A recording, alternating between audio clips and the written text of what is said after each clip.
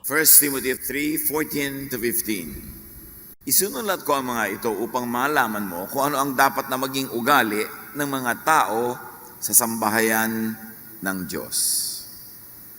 Ang Bible ay dapat humubog ng tamang ugali. Effect ng Bible. Ano nga ba ang effect sa atin ng Biblia? Lord, salamat po dahil mayroong mga salita na maaari naming pag-aralan, gawing batayan ng pamumuhay. Turuan niyo kaming unawain ng dapat at marapat at magandang talab nito sa aming pamumuhay. Kayo po ang mangaral, kayo po ang magturo, kayo ang mag-ayos ng aming isip, magpaliwanag. Kayo po ang aming dinadalanginan, sinasamba at tinatawagan sa ngalan ng iyong anak na si Jesus. Ang effect ng Bible. 2 Timothy 2:15, sikapin mong maging kalugod-lugod sa paningin ng Diyos. Tama ang paggamit sa salita ng katotohanan. So sikapin doon na maging tama ang paggamit sa Biblia. So kung may itinuturong dapat tamang paggamit, therefore merong maling paggamit. Kung merong magandang effect sa tao ang Bible, meron ding maling effect ito. Ano ba ang dapat effect ng Bible? It should be spiritual growth into Jesusness. Yung binabasa mo yung Biblia, pinag-aaralan, ina-apply, mas nagiging kawangis, kamukha, katulad tayo ni Jesus. Hindi ng iba. Which really means that ang effect dapat ng Bible sa atin is kind and loving behavior. Jesus style na application of biblical teachings in daily life. Marami kasing styles ng application, maraming styles of interpretation, but the important thing is that the interpretation and the style be patterned after that of the Lord Jesus. Dahil siya ang tunay na wangis ng Ama sa langit, siya ang nagpapatotoo sa katotohanan ng Diyos sa langit, siya ang binigyan ng misyon na maging daan, katotohanan at buhay. Kaya hindi na siguro marapat pa na pagtalunan kung sino ang dapat pinaka-sukatan ng pagbabasa, pag-i-interpret at pag-a-apply ng mga karunungan sa Biblia. 1 John 2:3-6, nakakatiyak tayong nakikilala natin ang Diyos kung sinusunod natin ang kanyang mga utos. At anong mga utos yan? Na ibinigay at nilinaw through Jesus. And that is our addition to the verse. Paglilinaw, kasi maraming utos din eh. Sa Bible, ang dami-daming utos. May mga utos na pinahayag ni Moses, bagay sa kanilang lahi, sa kanilang panahon, sa kanilang pangangailangan. Pero marami mga utos na yun ay inalis na ni Jesus. May minodify, tulad sa Sabbath. So, okay ka pa rin mag-Sabbath, pero okay din na hindi. Sabi niya, Sabbath was made for man, not man for the Sabbath. Hindi na masyadong mandatory tulad ng panahon ni Moses. May mga hindi ka pwedeng kainin noong panahon ni Moses na sinabi ni Jesus, ang totoo ay hindi naman mahalaga kung ano pumapasok sa bibig ng tao, kundi kung ano mga salitang lumalabas dito. So naging lenient na, pero hindi naman ibig sabihin ay pwede mo nang kainin ng lahat kahit na masama sa iyong kalusugan, pero it doesn't harm your spirit anymore, maybe only your body.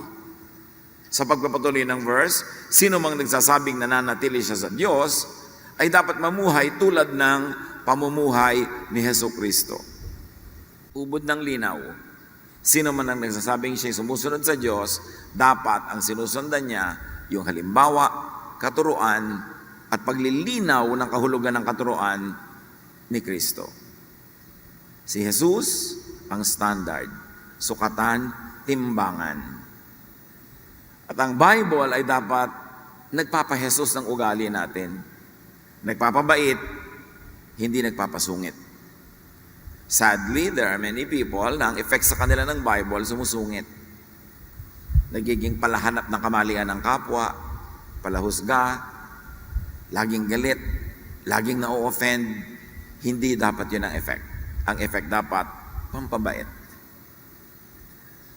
Ano pang dapat na effect ng Bible sa atin? Freedom from oppressive, suppressive, and repressive un-Jesus teachings and practices. Sa religious doctrines, even in Christian doctrines throughout history, Maraming katuruan ang salungat sa tunay na diwa ng katuruan ni Kristo. Mga katuroang nakakapang-api, nakakasakal, nakakapagpasikip ng dibdib. Mga katuruan na alam mong hindi mo magagawa pero nagpe-pretend kang ginagawa mo kasi baka magalit sa iyo ang ibang kapwa mo mananampalataya, and therefore it forces you to go underground with your reality, and it forces you to become hypocritical, which Jesus does not want. Isa yan sa mga lagi na lamang na tinutuligsa ni Jesus, hypocrisy. Paano nagiging hypocrite ang mga tao? Kasi yung hindi nila kayang gawin, nagpe-pretend silang nagagawa nila para lang wag silang mapintasan, wag sila maitiwalag, pero hindi na yun ang totoo. At pag sinabi ni Jesus na dapat hindi pa ka-hypocrite, ibig sabihin din nun, dapat maging totoo ka. At kung maging totoo ka, hindi mo dapat ilihim ang katotohanan. Kasi, pag sinabi sa iyo hindi ka dapat maging hypocrite, dapat walang punishment yung pagiging truthful. Yung pagiging totoo sa sarili, yung pagiging makatotohanan, pagtatanggal ng mga balat kayo. Pero kung paparusahan natin ang mga nagpapakatotoo o nagsasabi ng totoo o nagpapahiwatig ng katotohanan ng buhay nila, mapipilitan silang itago yun. Therefore, they will become hypocritical. Paano sasalain ang lahat ng katuruan? Kasi sa tinagal-tagal na isinulat ang Biblia ang libu-libong taon, tapos 2,000 taon na ng Christianity na nakasara na yung Bible, pero ang daming inimbento, idinagdag na mga turo ang simbahan, lahat ng iba't ibang mga Christian denominations, dahil sa response nila sa mga panangailangan ng kanilang panahon, ng history, ng buhay nila, meron silang mga ginawang policies. Paano yan sasalain? Use the Jesus filter. At yan, kung idodrawing natin, tulad ng drawing na ito ni Ed Davad, mga doktrina, mga teachings, mga kung ano-ano kaugalian, parang ihuhulog mo sa salaan, yung bistaya ng buhangin sa construction, di ba? Yung mga pino lang ang lalampas. So dapat yung lumalampas lang sa butas na korting puso, meaning yun ang puso ni Jesus. Yung mga teachings, lahat before Jesus and after Jesus, salain kay Jesus, at yung dadaan lang, yung effect ay loving, kind, forgiving, accepting, yun na lang dapat ang maging pamantayan sa buhay. Kasi kung hindi natin gagawing salaan si Jesus, sayang naman ang pagpunta niya rito para lang siyang dumaan na hangin tas wala rin lang palang effect. Dapat siya na ngayon ang standard. Lagi nating sinasabi, meron tayong dapat na gawing desisyon. What would Jesus do if Jesus was going to make this decision? Meron tayong dapat na i-deal na problema. Paano i-deal yan ni Jesus? Meron tayong dapat kausapin. Paano yan kakausapin ni Jesus? Dapat si Jesus yung filter. Because all so-called Christian learning and activities should end in Jesus-ness. We become more and more like Jesus. Hindi pa nga ganun kadaliing gamitin ngayon yung word na Christian kasi ang dami ng kahulugan. At saka ang daming denominasyon na Christian din ang tawag. At ang daming mga turuan, mga doktrinang nagbabangga-banggaan even within the Christian community. Kaya hindi na masyadong descriptive at hindi na masyadong precise yung word na Christian. But when you say Jesus and Jesusness, you know that the standard is only one because Jesus gave only one law, and that is the law of love. So pag ipinagpipilitan sa iyo ng mga mahilig sa Sabat na hindi ka pwedeng lumabas ng bahay pag Sabat, hindi ka pwedeng maghugas ng plato, magtrabaho kasi Sabat, sasalain mo kay Jesus. Anong lalabas? Man was not made for the Sabbath, but Sabbath was made for man. And Jesus is the Lord of the Sabbath. Ibig sabihin ko ano yung loving, ano yung comforting, restful, useful, fruitful, yun ang gawin mo sa Sabbath, kung ano man yun, sa sarili mong personal na buhay. Kasi pagpipilitan mo pa rin yung Sabbath na yan, legally, authoritatively, dogmatically, para namang hindi dumating si Jesus na sinabi na niyang, ang Sabbath ay para sa inyo, sa ikabubuti nyo. So kung ikabubuti nyo, huwag magpahinga ngayon, meron kayong gustong gawin, di yun ang gawin nyo, yun ang mabuti para sa inyo. Pag inignore mo yun, parang hindi namatay si Jesus sa krus at hindi nabuhay na muli. Kaya mahalaga na si Jesus ang gawing salaan ng anumang katuruan. Kasi maski sa Bible, may iba-iba ring pananaw. Halimbawa, si Paul sumulat sa mga kababaihan sa Corinth, pinagbabawalan niya magsalita sa church. Kasi sa particular church na Corinth na yon, ang gugulo ng mga kababaihan. Pero hindi ibig sabihin na yung utos niya na yun sa Corinth, utos siya sa lahat ng churches. Sa Ephesus, kung yung mga babae doon ay mga matitinot, hindi magugulo, di hindi sila sakop ng utos na yon. Niyo-universalize kasi lahat, pati kung gaano kahaba ang buhok ng babae, etc., etc. Samantalang yung mga sulat na yan ni Pablo, yung mga katuruan nila yun, may mga particular events and particular situations doon sa mga churches na sinusulatan nila na angkop yung katuruan na yon. But to universalize it and apply it to all people at all times in all places would become oppressive. Sometimes suppressive, sometimes repressive. Kaya importante na gagamitin ang Jesus filter. After all, what will be your problem with that? Si Jesus naman talaga ang Savior. Siya ang way, truth, and life. Galatians 5:1-4, malaya na tayo dahil pinalaya tayo ni Kristo. Saan? Sa isang katermang law ni Moses. Kaya magpakatatag kayo at huwag nang paalipin pang muli. Kayong nagsisikap na maging matuwid sa pamamagitan ng pagtupad ng kautusan, inihihiwalay ninyo ang inyong sarili kay Kristo at napalayo kayo sa kagandahang loob ng Diyos. So yun daw, nananalig na kay Kristo, pagkatas paghahalu-haluin niya yung teaching ni Jesus at yung mga dating kautusan ni Moses at ng kaugalian ng Israel, nagiging parang bulang lang na halo-halo. So kuminsan maluwag, kuminsan hindi. Kuminsan yung papayagan ng ganitong uri ng activity, kuminsan hindi. Kasi nga ang dami-daming naipon na kautusan na angkop sa panahon nila, pero hindi laging angkop sa lahat ng panahon. Kaya si Jesus, pinalaya ang mga tao mula sa mga batas na yon, na wala na silang inatupag maghapon kundi sumunod sa sangkaterbang batas. Sakal na sila, hirap na hirap din sila sa buhay. At pag nagkamali sila ititiwalag, sila ihuhusgahan, babatuin hanggang mamatay. Doon pinalaya ni Jesus sa mga tao. At sabi, pag pinagpipilitan nyo pa rin na maging katanggap-tanggap sa Diyos dahil sa pagsunod nyo sa lahat ng mga kautusan na yan, lumalayo kayo sa sariling regalo ng Diyos na pagpapatawad dahil pinipilit nyong gawin, yung gusto nyong gawin, hindi rin kayo napahinga. Parang yung lagi kong binibigyan na example na isang lalaking naglalakad sa tabi ng kalsada, may buhat-buhat na napakabigat na sako, may dumaang isang lalaki nakasakay sa pick-up, naawa siya sa naglalakad na ito na may buhat, pinasakay niya sa likod. So sumakay naman ng lalaking may buhat na mabigat na sako, pero nung lingunin sa rearview mirror noong driver, yung pasahero niya sa likod, nakaupo nga doon sa pick-up, pero buhat pa rin niya yung sako. Ba't pa siya sumakay? At yun, exactly, yung pagpapalaya ni Jesus.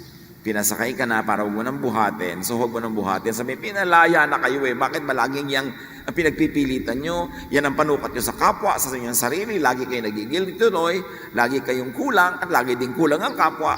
Kaya lagi kayo nagpaparusahan, nagbabatuhan, kasi inilalagay nyo ulit ang sarili nyo sa pagsunod sa mga kautusan na pinalaya na kayo ni Jesus. At pag ipinagpilitan nyo yan sa buhay nyo, si Jesus sa inyo tinatakwil. Hinihiwalay nyo ang inyong sarili sa kabaitan ng Ama na ipinapahayag sa pamamagitan ni Jesus na tumatanggap, nagpapatawad, at isang batas talaga ang ibinigay, magmahalan kayo. Ano pang dapat na effect ng Bible?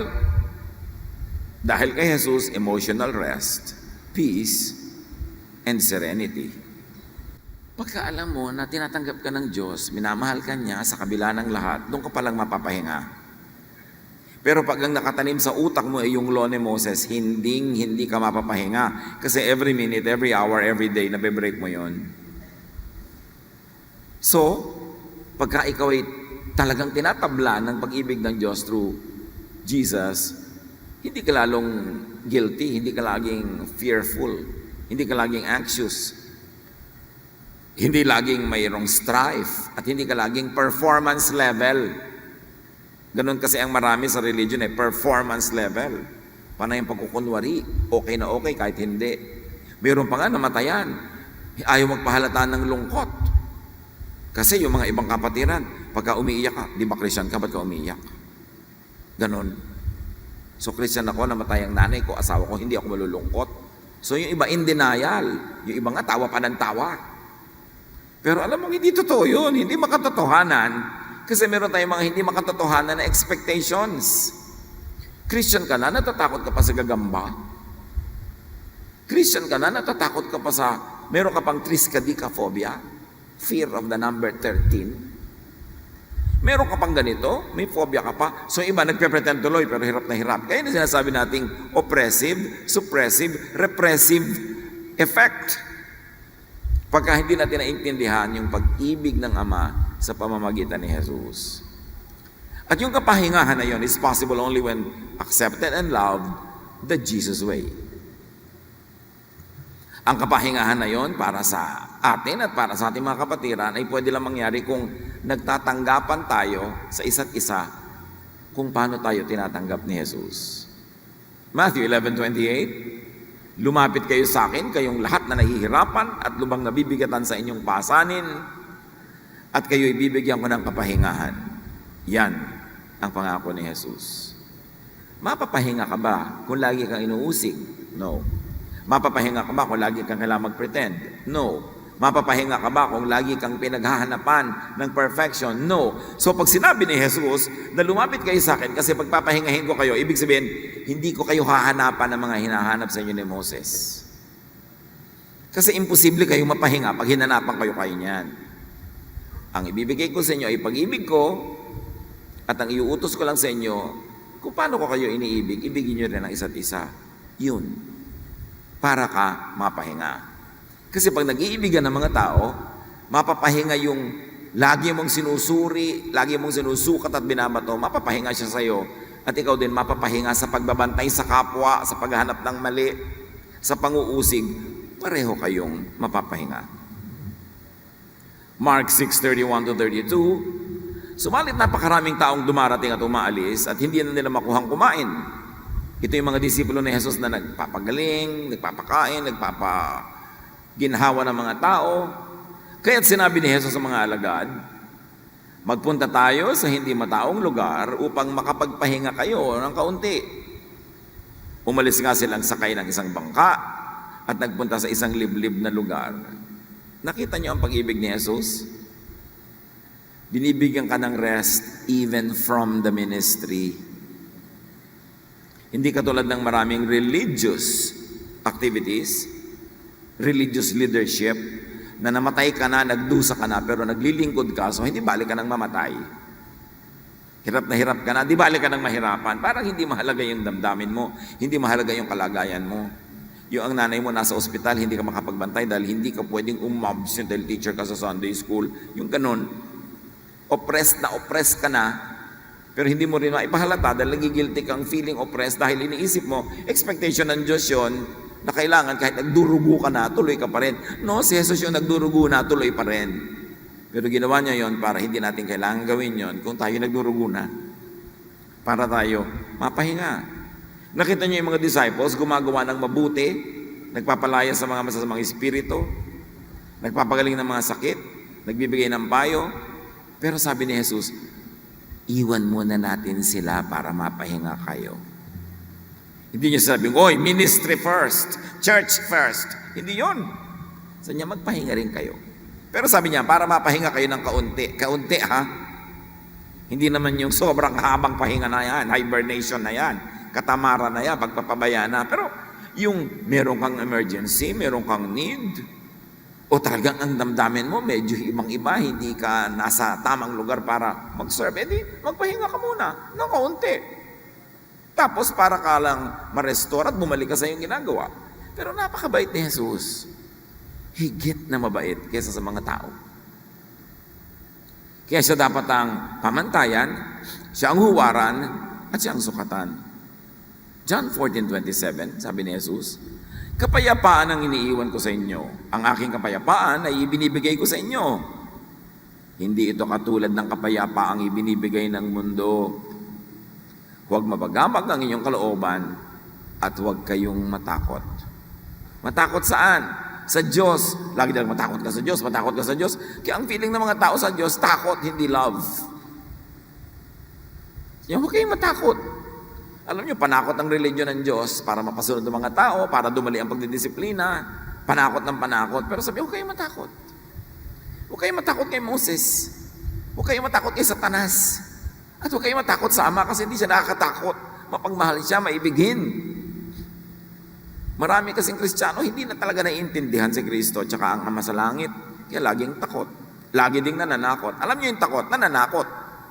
Para pare-pareho nila kayong takot. Hirap na hirap ka na sa buhay. Ang dami-dami mo ng problema. Pagdating mo sa church, puro pa mga impyerno, mga end of the world, laging yun ang topic. Wala nang iba, yun na lang. Para ka matakot ng matakot. Ang sabi nga ng mga ni Jesus, sabi ng Ama sa langit, comfort my people. Yun ang utos. Love my people. Heal them. Hindi lagi mong tatakutin. And peace is only from the Jesus way of love. Ano pa isang dapat na effect ng Bible? Forgiveness, understanding, acceptance and appreciation ng mga kapwa-tao natin. Not rejection, not demonization of our fellow men and fellow women. Romans 14:1, tanggapin ninyo ang mahihina sa kanilang paniniwala at huwag makipagtalo sa kanya tungkol sa kanyang kuro-kuro. Sinusunod ba to ng mga Kristiyano? Sabi, iba ang kanyang pananaw, mahina ang kanyang pananaw sa tingin mo. Kasi sa tingin mo, yung sa'yo malakas, tanggapin mo. Huwag kayong magtalo. Kuro-kuro niya yun. Hayaan mo siya. Dahil kung yan ay gusto ituwid ng Diyos, edi itutuwid siya. Nakakausap naman siya ng Diyos. Ang business mo, mahalin siya. Hindi siya laging i-correct. Kaya tayo nagiging malupit sa isa't isa. Ang mission natin is to correct each other. Ang inuutos sa atin is to love each other. Siyempre may correction ka rin na dapat gawin, pero in a loving way. Patient.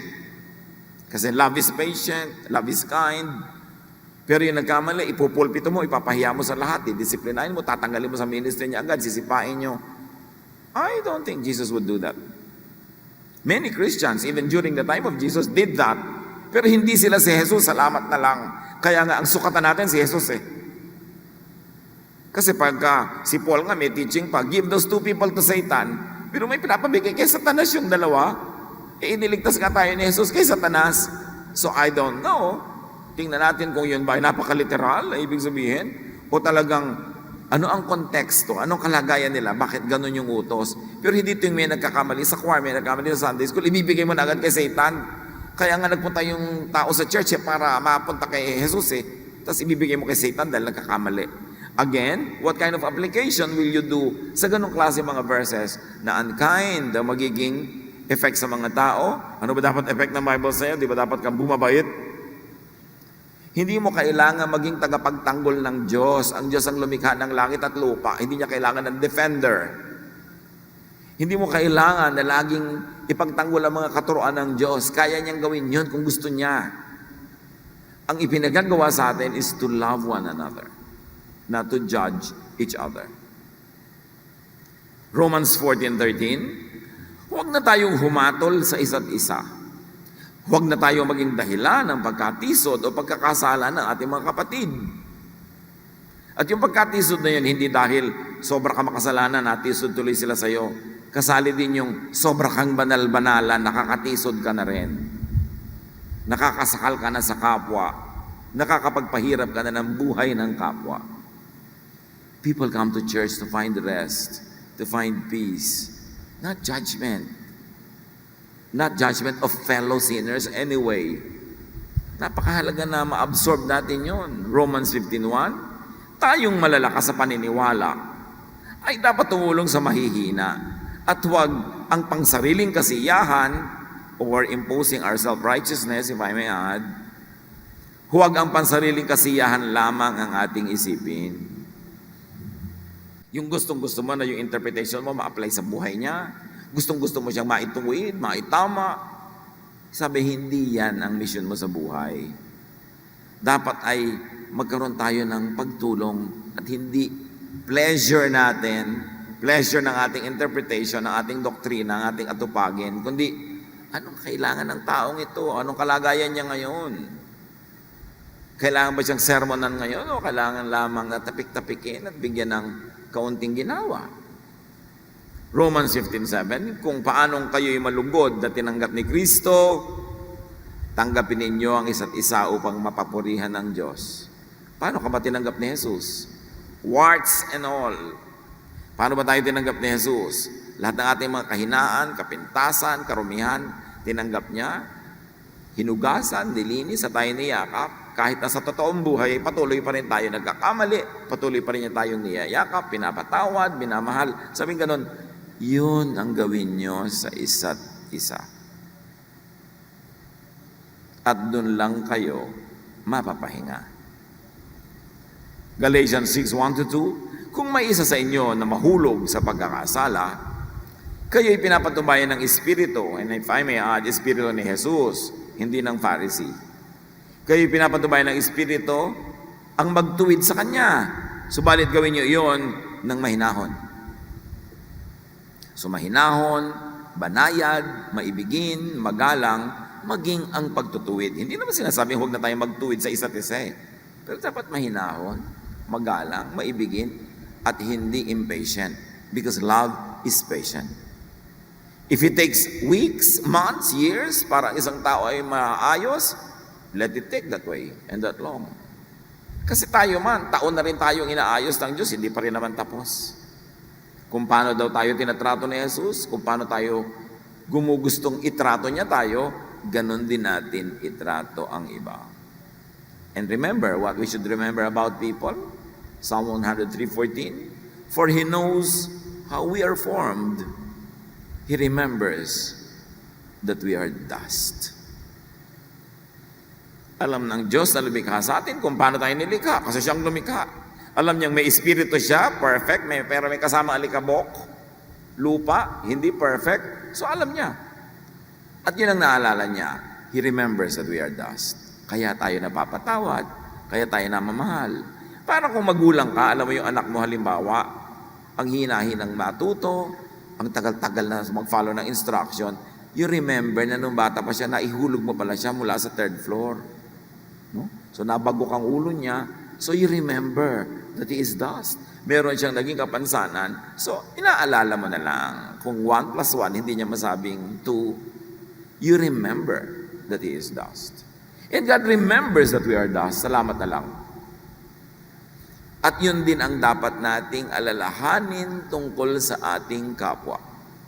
Hindi, hoy, nagkamali ka. O nga pala, I remember, pareho lang tayong dust. So ayusin natin yan.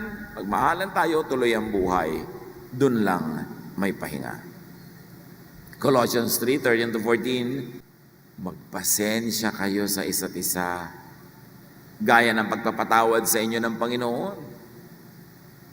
At higit sa lahat, taglayin ninyo ang pagmamahalan na siyang nagbubuklod sa lahat sa ganap na pagkakaisa.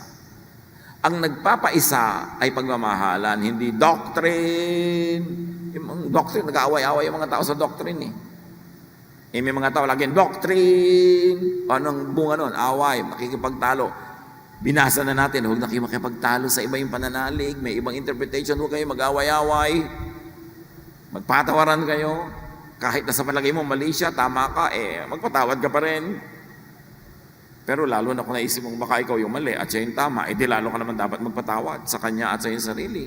Sabihin ka nun, magkaisa kayo. At ang pagkakaisa ay nasa pagpapatawaran, hindi nasa pagtutuwid lagi, sa pagtuturo, sa pag-aaway-away sa mga doktrina. Kasi kahit sa Kristyanismo, ang daming doktrina on the same thing. Pagbabautismo lang nga, hindi malaman kung anong gagawing form. Kung kailan babalik si Jesus, pre-trib, post-trib, mid-trib, hindi nagkakasundo ang mga Kristiyano. Sabi, alam niyo yung mga yan, magdi-divide lang kayo. Eto, tanong ko, minahal mo na ba yung kapwa mo? Nagmamahalan ba kayo? Yun ang pinakamahalagang tanong. Don't play God. Don't play judge. Don't play corrector of the universe. And you don't need to defend God or His truth. Kaya niyang gawin yun. Ano pang dapat na effect ng Bible? Appreciation and enjoyment of earthly life. Huwag ma-obsess sa end times. Huwag ma-obsess sa impyerno, sa pagwawakas ng daigdig, mala-Hollywood na style ng end of the world. Kasi sabi nga ni Jesus, ako nga hindi ko alam ba't ba inaalam nyo pa yan? Maging handa na lang kayo anytime. Ba't nyo laging pinoproblema? Kung hindi ka pa kinukuha ng Diyos sa mundo, dapat nandito ka pa. Maging enjoyable pa ang buhay mo at maging enjoyable ka sa iba. John 10:10, sabi ni Jesus, dumarating ang magnanakaw para lang magnakaw, pumatay at manira. Anong pinapatay? Sinisira, kalayaan, pahinga, kasiyahan na bigay ni Jesus. Yun ang ninanakaw. Paano nawawala ang ating mga kapahingahan? Through outright oppressive sinfulness. Kung ang tao talaga ay nabubuhay sa kasamaan, nawawala ang pahinga niya. Pero may isa pang magnanakaw ng pahinga through subtly oppressive religiosity. So yung isang taong namamayagpag sa kasalanan, pagod, pero yung tao ring sobrang sakal na sakal sa relihiyon, pagod din. Pareho lang sila. Pareho lang silang nananakawan. Kasi ang nananakaw sa kanila ay pahinga, kapayapaan, katahimikan at siyang ibinibigay ni Jesus. So mayroong dalawang uri ng pandaraya. Yung dalin ka ng kaaway, lituhin ka para mamuhay ka sa sobrang talamak na kasamaan na nakakapagod, o kaya malito ka na sobra kang maging legalista, sobra kang maging relihiyoso to the point na umaasa ka sa iyong performance, sa pagsunod mo sa lahat ng mga batas, hindi ka rin napapahinga nun. Pareho lang kayong nananakawan. At sabi ni Jesus ay naparito ako upang ang mga tupa ay magkaroon ng buhay na masaganang lubos. Buhay saan? Dito sa lupa. Kaya nga siya nagpunta sa lupa para bigyan tayo ng buhay na masagana sa lupa. Kasi gusto niyang bigyan tayo ng buhay na masagana sa langit, hindi dapat kunin na tayo at doon na tayo sa langit managana. Again, nadadaya tayo na lagi ang iniisip end times and heaven. You have all the time for eternity, but you have only a few decades here on earth. And every year, every month, every week, every day is a gift from God. It is not a problem to be solved. It is a gift to be enjoyed. Ganun kabait ang Diyos. Kaya dapat masagana daw ang buhay. Sagana sa luwag, sa laya, sa pahinga, sa kasiyahan at kapayapaan. Hindi license to be evil, pero dapat maluwag, malaya sa paggawa ng lahat ng mabuti. Ang dapat na effect ng Bible, intellectual growth and personal fruitfulness. Hindi pagkitid ng utak. Ang dapat nangyayari sa nagbabasa ng Bible, dapat lumalawak ang pananaw, lalong rumurunong, nakabukas ang isip. Luke 2:52, si Jesus na to Jesus grew in wisdom, mental growth, and stature, physical growth, in favor with God, spiritual growth, and man, social growth. A balanced growth. Dapat ang tao tulad ni Jesus, you grow mentally, physically, spiritually, socially. Lahat yun mahalaga. Hindi yung nung nagbasa ka ng Bible, hindi ka na nakipag-socialize with anybody, humiwalay ka na sa lahat. Wala ka nang binasang ibang karunungan. Dapat lahat, kasi lahat ng karunungan galing sa Diyos. You don't need to protect the knowledge in the Bible away from other knowledges, even scientific knowledge. Because even the sciences and the laws of science were made by God. So kung tunay kang espiritual, maka Diyos, maka Jesus, scientific ka dapat. Because the natural laws were created by God, even before religious laws were made by men.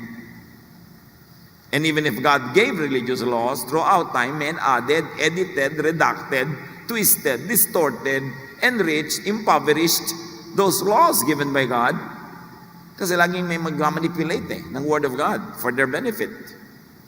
So, very reliable ang law of nature because God is the only undisputed author and maker of nature. Men made religions, ang dami-dami, but men cannot make nature. And even if you have to reconstitute nature, gamitin mo pa rin mga basic natural elements. So wala kang inimbento, nag-reconstitute ka lang, pinagsama mo ang asukal at gatas sa kagawa ka na kondensada, pero hindi ka gumawa nun kasi may asukal na, may gatas na hindi mo ginawa. Knowledge and wisdom should study, question, and engage tradition. Hindi dapat natatakot ang relihiyoso na usisain, tanungin, and even challenge religious teaching. Because truth will always win. Truth will always stand. Only ignorance and falsehood will be afraid of scrutiny. So hindi tayo dapat natatakot to engage doctrine. Magtanong, tama ba yan? Sinabi ba talaga ng Diyos yan? Utos ba talaga yan ng Diyos? Baka naman invento mo lang yan. Hindi ka dapat matatakot mga ganong mga tanong. Knowledge and wisdom should develop, change, and grow the mind.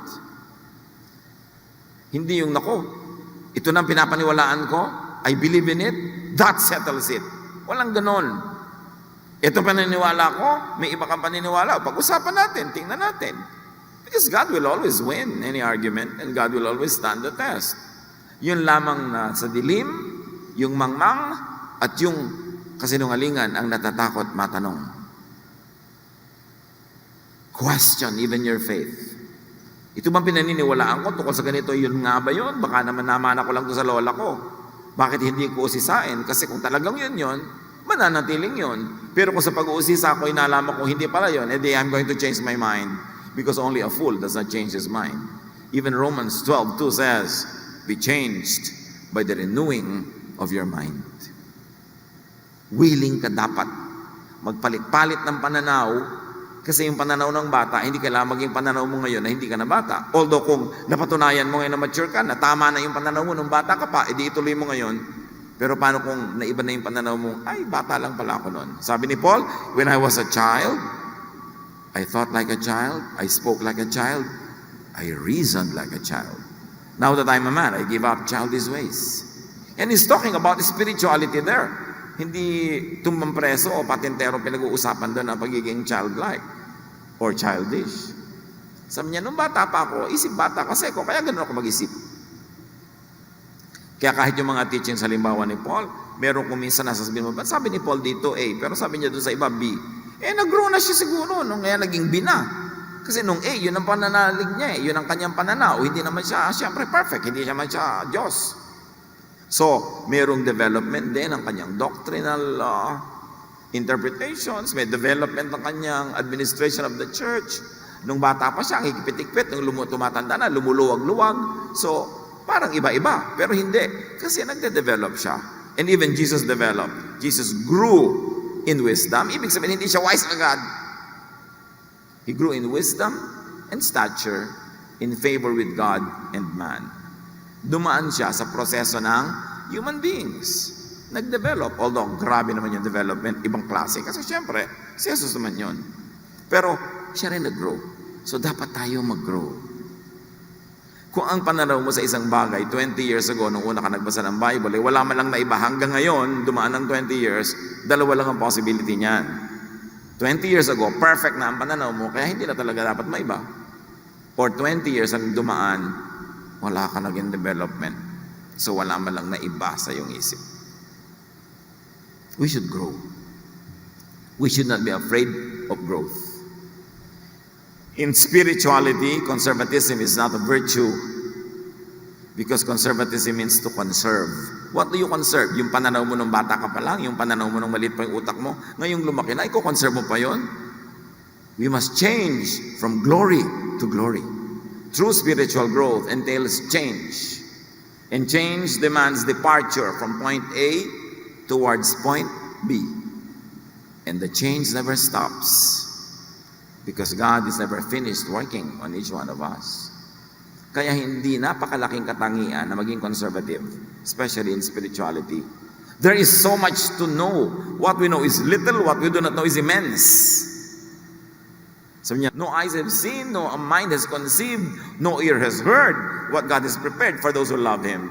In other words, hindi mo na-imagine yun noon, hindi mo rin ma-imagine ngayon. So dapat palaki ng palaki ang imagination mo.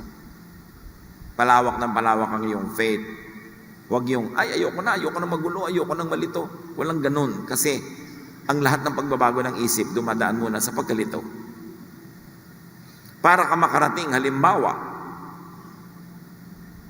sa Cebu, nandito ka sa Maynila, sasakay kang barko, dapat willing kang umalis sa pangpang ng Maynila, dumaan sa mga alon para ka makarating sa Cebu. At ganoon din ang karunungan, umaalis ka sa Maynila o sa Cebu, wherever, point A, dadaan ka sa mga alon-alon, mga gulo-gulo, hanggang makarating ka doon sa kabila.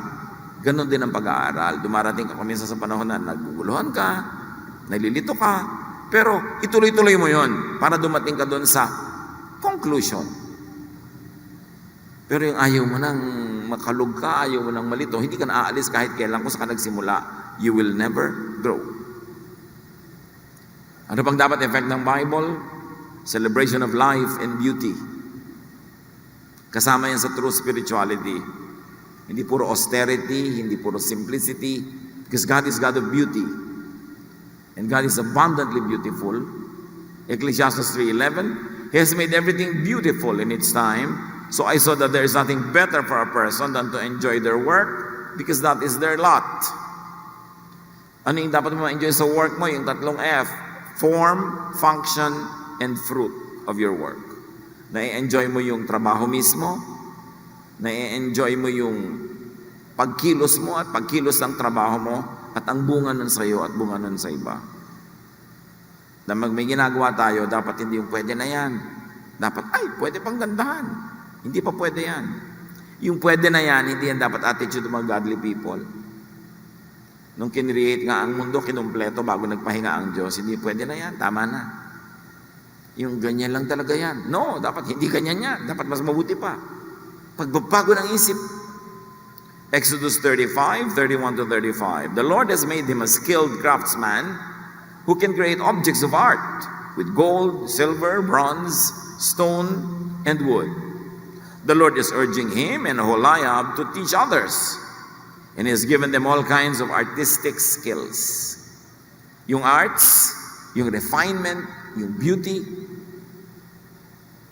lahat yan bigay ng Diyos. Kaya ang Diyos hindi lang nag-create ng sound, nakaka-create pa ng music. Hindi lang basta random ang mga color, may kasaysayan ng kulay, may saysay. May proportion, may symmetry, may function, ang lahat ng bagay sa paligid. Dapat maganda. Godly ka, ang effect dapat sa ng Bible, gumaganda ang iyong pananaw. Pinapaganda mo ang iyong kapaligiran at pati ang iyong sarili. Because God is God of beauty. Yung mga bulaklak, ang dami-daming kulay, yung mga isda, iba-ibang design. May function yun, hindi lang yung dekorasyon, pero maganda. May symmetry, may balance. Ganun din dapat tayo sa ating buhay. 1 Chronicles 15:16, David then told the leaders to choose some Levites to sing and play music on small harps, other stringed instruments, and cymbals. So, si David and the temple during his time reportedly employed 10,000 musicians. Can you imagine? 10,000 musicians. Kung literal man yun o symbolic, isa pa rin ang ibig sabihin, pagkarami-rami. Pag nagkantahan sila, pag tumugtog sila, talaga namang nararamdaman mo ang luwalhati ng kalangitan through the arts. Because the arts transport us. Kaya mahalaga yung you get transported. Hindi may kumakanta, hindi ka natatransport into heaven, kundi dahil wala siya sa tono. Hindi niya sa ulo kinakanta niya, mali-mali ang letra. Paano ka matatransport? Kung pipilita ka tuloy maging critic. Kaya dapat nakaka-transport. Kaya dapat quality. Ine-ensayo, ginagandahan, nire-refine sa lahat ng bahagi sa ating buhay. Kakain ka, ulam mo tuyo, tapos nakatumba-tumba doon, nakatumbalelong yung mga tuyo doon sa iyong lalagyan. Hindi mo lang gandahan, tabihan mo ng kamatis para kaganaan. Pagandahin ang buhay. Pagandahin ang conversation. Pagandahin ang takbo ng buhay. Effect dapat yan ng Bible. At isa pa, love for animals and the environment. Kaya likha ng Diyos sa mga yan dapat mapagmahal tayo. Ano ba ang first commandment? Akala nila nasa Exodus 20? No, nasa Genesis 2:15-16. The Lord God took the man and put him in the Garden of Eden to work it and take care of it. Yun ang first commandment. Alagaan mo ang planeta. Alagaan mo ang mga halaman, ang mga hayop. Proverbs 12:10, good people are kind to their animals, but a mean person is cruel to his animals or to her animals. Job 12:7-10, if you want to learn, Then go and ask the wild animals and the birds, the flowers and the fish. Any of them can tell you what the Lord has done. Every living creature is in the hands of God. Tapos yung bahay ng mga isda, tatamakan mo ng basura, ng mga plastic. Anong klaseng tagapag-alaga ka ng environment? Yung mga bahay ng mga ibon, bahay ng mga hayop na gubat, susunugin mo, uubusin mo, ide-deforest mo, wala na sila matirhan. Anong klaseng tagapag-alaga ka ng garden? Basura mo, ikakalat mo sa ilog, sa kanal, para bumara, para bumaha. Anong klaseng pagiging anak yan ng Diyos? Dapat inaalagaan ng nature. It is high religion. Psalm 8, 6-8. You let us rule over everything your hands have made, and you put it all under our power. The sheep and the cattle and every wild animal, the birds in the sky, the fish in the sea, and all oceans and creatures. Ipinabahala sa atin, hindi para natin apihin, sirain, kundi para natin arugain. Ang spiritual na tao, dapat environmentalist. Spiritual ka pala, dapat hindi lang langit ang mahal mo rin ang lupa, ang dagat, ang ilog, ang puno, ang lahat. And of course, marami pa dapat effect ang Bible, but for now, love for country. Maka-Diyos ka, dapat mahal mo ang iyong bansa. Simple lang ang tawag dyan, stewardship. Ano bang bansa ang binigay sa'yo? Di dapat yun ang alagaan mo, mahalin mo. Bakit? Because the people of God are commanded to love and provide for family, for friends, for countrymen. How can you provide kung ang bansa mo naghihirap, nagdarahop, di mo kinakalinga? Tayo tinuruan to take care of the environment. And the immediate environment is our country. Pagmamahal sa bayan, stewardship are all necessary to carry out those mandates. Yan ang dapat effect ng Bible. Meron pa nga ako nakita isang church sa probinsya, tabi ng ilog. Sabi ko, ang ganda naman ng church na tabi ng ilog. Pagtingin ko sa likod ng church na ilog, nakatambak doon lahat ng basura nila. Ha? Church pa to ha? Sila talaga yung nagtatambak kasi may bakura naman sila. So obviously sila yung nagtambak. Nasa na yung utos na mahalin natin yung environment? Anong effect dapat ng Bible sa atin? Yung tinatawag na katotohanan, kabutihan, kabaitan, kagandahan, kapahingahan, kapayapaan. At lahat ng ito posible lang when the whole Bible, when every part of the Bible is read, understood, interpreted, and applied through Jesus. Yan ang effect ng Bible dapat, Jesusness. Sa pagtingin sa langit, sa lupa, sa tao, sa hayop, sa halaman, how would Jesus take care of the planet, of the whole universe, everything that God had made? Patalabin natin ang Biblia sa ating buhay. Hindi lang alam natin bilang isang construct, bilang isang philosophy, isang doktrina. It's a lifestyle. Sa buhay natin dapat nakikita kung anong binabasa natin at makikita rin kung paano tayo nagbabasa sa ating pag-apply nun sa ating buhay. Panginoon, ituro mo sa amin na ang tunay na pananalig sa iyo ay practical, may bunga sa pang-araw-araw na buhay, sa aming asal, lalo na sa pakikipagkapwa namin sa tao. Ituro niyo sa amin, Panginoon, ang maganda, mabuti, kaibig-ibig na bunga dapat ng Biblia sa aming buhay. Hindi yung kami nagiging Pharisee, nagiging judgmental and self-righteous, kundi nagiging maibigin kami sa kapwa, maging sa kalikasan sa aming paligid. Pagbulay-bulayan natin mga kapatid at pag-isipan, hingan ng karunungan mula sa Diyos kung paano i-apply ang lahat ng ito sa ating kanya-kanyang mga personal na buhay. Lord, as your people remain silent before you, please finish this message in a very personal way for each one of us. Be still. Let the Lord finish this message.